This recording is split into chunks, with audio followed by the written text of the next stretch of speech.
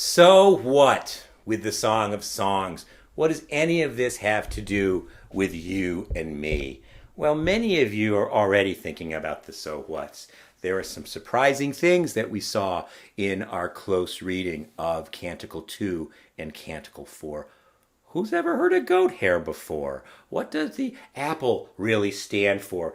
By the way, this banner of love sticking out, we have a word for that, which is phallic imagery. Things that stick out like a phallus, the Greek word for a penis. Phallic images include towers, branches, bars, things that stick up and stick out. So when people are evoking male arousal or male eroticism, we find phallic symbols in lots of different places. And surely it can be argued that we see them even here in this very antique biblical text. So lots of interesting things to think about and to wonder about. But when I think about how come this matters to the class, well, I go right back to the dimensions of love. So how does this matter to the class? Well, we have 7 dimensions of love. Is there intensity in this text? Well, sure there is. There's intensifiers by repetition. You are beautiful, my love. Oh, you are beautiful. Oh, you are beautiful. There's intensifiers by symbolization. My love is a flower, an apple tree among all those others in the wood. Her breasts are like 2 fawns feeding among the lilies. There is a symbolic intensification, this indirect description of a simile or a metaphor, which lifts it up, intensifies our expression and experience of what's being said. So there's intensity. Well, so much nature that I had to introduce the text out in our back rose garden. Almost all of the images in the Song of Songs are natural ones. They're a little challenging for us because they're agrarian images. They're images from agriculture, from the world of farming. But they're natural nevertheless. And they have continued through the history of Western literature, the importance of flowers to discussions of intimacy and love and courtship, desire. The importance of flowers is everywhere. The importance of birds, lovebirds. 2 lovebirds sitting in a tree, Kissing. Even the little sing-song rhymes that children have. We have this notion of avian beauty. Avian is the world of birds. Avian imagery, images of birds. So we have intensity. We have nature. We do have discernment, because do you think that these 2 are meant for each other? Everything in the text suggests that they are, that these are right lovers, that she is as enamored in him as he is of her. Are there issues of identity? Well, sort of, kind of tied to that. In the tradition, to call this Solomon's song is to say that all of this love, desire, poetry, this song is a kingly virtue.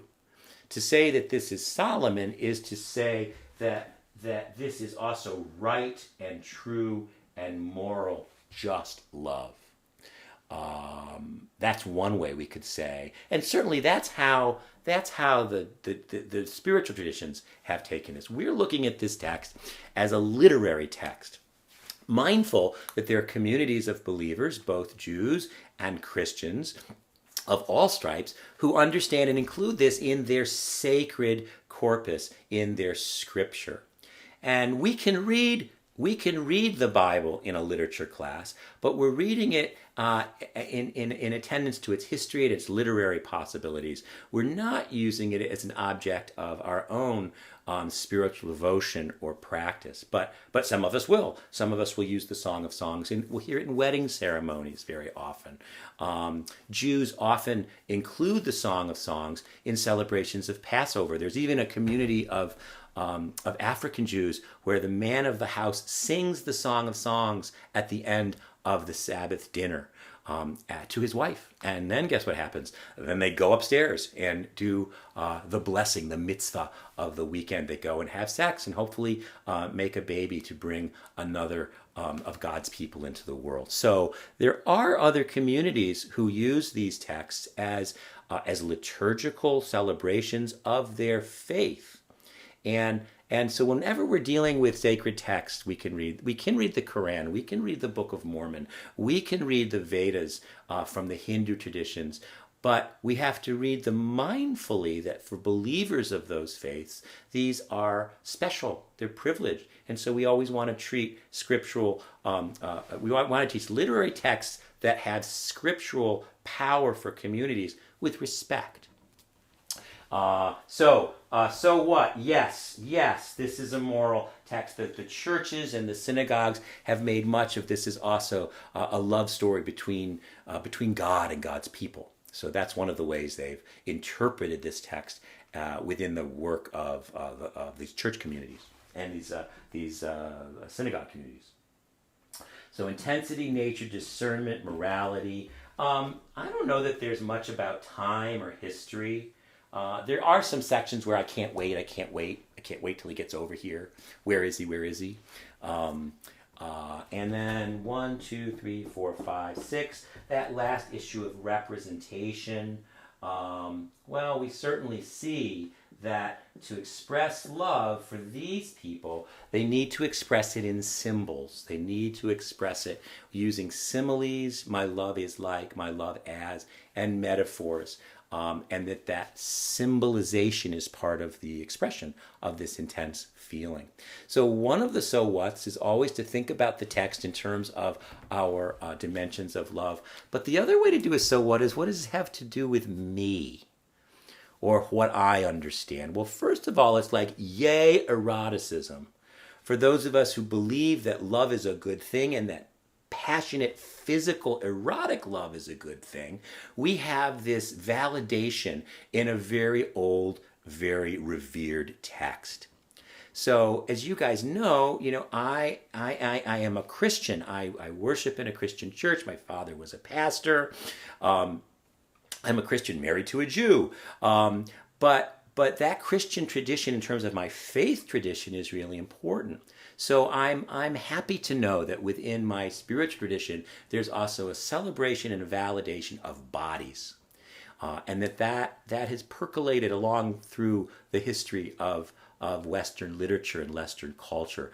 It's good to feel aroused and passionate and to delight in one's beloved in a very sensual and very physical way when it's the right person, when it's a true love, or maybe that deep, wonderful arousal is also a proof. It's a verification that this person is right. I certainly believe that the most no one is more arousing than when you're in love with them.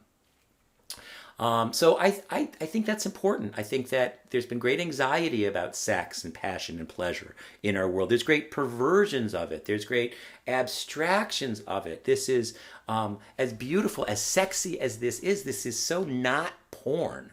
Whatever contemporary porn is, it sure is different from this. So it makes me wonder about the relationship between eroticism that's healthy, good, right, true, and holy, and sensuality that is twisted, corrupt, objectifying, shallow. Whatever this love is, it does not seem shallow. So that's a thing. I really think that's a thing your culture is going to have to work on and figure out. You guys live in a world, you've been brought up in a world with an access to pornography that is like nothing that people of my generation had. And so that question, what's the difference between eroticism that's healthy and eroticism that's pornographic and shallow? That's a really good. I think that's a really legitimate question for us to ask these days. Now, here we have a text that's a real counter description. It's a real difference from the pornography that is around us and that so many of us have been exposed to. But the last thing I want to say that I think is great about the Song of Songs is, we really do live in a culture that is steeped in sexism and sexual inequality. Women have been silenced, women have been put down, women have been marginalized, and less so now. But when you look at the history of writing and the history of literature, we have very few and very sporadic bouts of feminine energy, feminine writing, feminine experience. So one of the reasons I like Song of Songs so much is because the sisters are there. This power, this erotic pleasure, this desire, this flirtatious energy is just as strong for the women as it is for the men in this text, which suggests to me that there might be a whole lot more balance between the genders than has been experienced and witnessed in our cultures. So again, when we're looking for healthy models of heterosexual eroticism, one of those models, and of all kinds of coupling, is that it's mutual, that pleasure is mutual, that no one is serving the other person, but the serving is back and forth.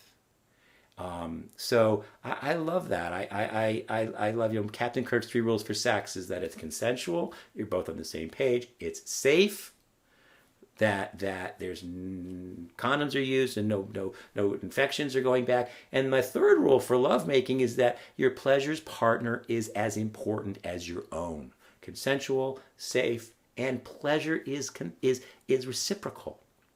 And I think those are really good. When I'm talking to young people about what I think the rules of sex are, I think those are really good 3 basic rules. But the 3rd one is the one that surprises people they haven't thought about. But Song of Songs has. In the Song of Songs, these couple, this man, this woman, are absolutely shared in power, in desire, and in poetry. What a worthwhile read. Till next time.